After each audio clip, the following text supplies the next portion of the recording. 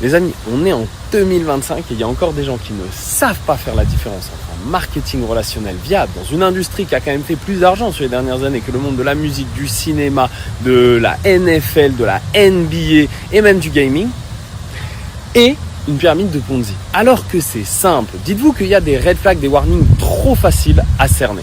La première chose, dès qu'on te dit qu'on a accès à tes capitaux, qu'on te fait de la promesse de rendement automatisé, que ce soit du 30%, 50%, 100% sur 12 mois, 24 mois, c'est que c'est un Ponzi. Notamment du fait que c'est pas agréé, que normalement t'es pas censé avoir accès aux capitaux des clients. Peu importe tes contacts le font, je ne sais pas ce qu'ils vont te raconter, mais c'est faux. S'il n'y a pas de service de produit tangible, qu'on ne peut pas l'acheter à l'extérieur ou qu'on ne peut pas faire des rendements ou alors tout simplement des bénéfices en faisant la vente de ces produits, c'est que c'est de la merde. Si aujourd'hui tu es dans un endroit où il y a plus de distributeurs que de clients, c'est que c'est de la merde. Si tu es dans un paradis fiscal, c'est que c'est de la merde. S'il n'y a pas de site internet fiable, c'est que c'est de la merde. Toutes ces choses-là, tu dois le connaître.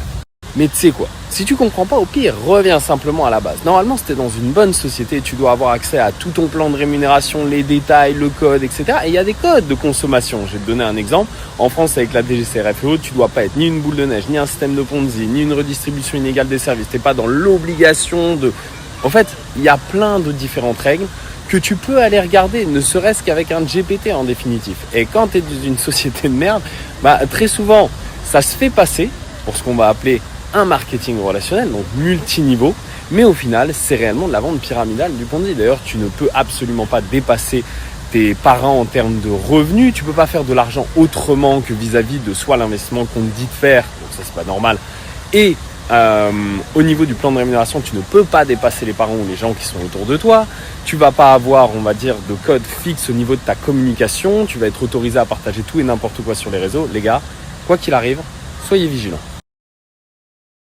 Maintenant que ça commence à devenir un poquito plus clair, laisse-moi t'éclairer sur quelque chose. Je pense que si tu es quelqu'un de logique, tu n'irais pas réparer ta bagnole chez le boulanger, tout comme tu n'irais pas acheter ton pain chez le mécano. Eh bien, ça va être la même chose quand tu prends l'information dans un domaine, peu importe le domaine. En fait, si tu écoutes les remarques ou les avis des gens qui ne s'y connaissent pas par rapport à quelque chose, tu vas forcément engranger des informations qui n'ont pas de valeur. Je m'explique. Soit tu vas chercher l'information chez des personnes qui ont de l'expérience, de l'expertise, de la compréhension, de la compétence, qui sont entourées dans ce domaine, autant sur le cadre fiscal que juridique et compagnie. Et là, tu vas pouvoir avoir des réponses qui ont du sens pour savoir faire la différence entre un système viable et un système pas viable.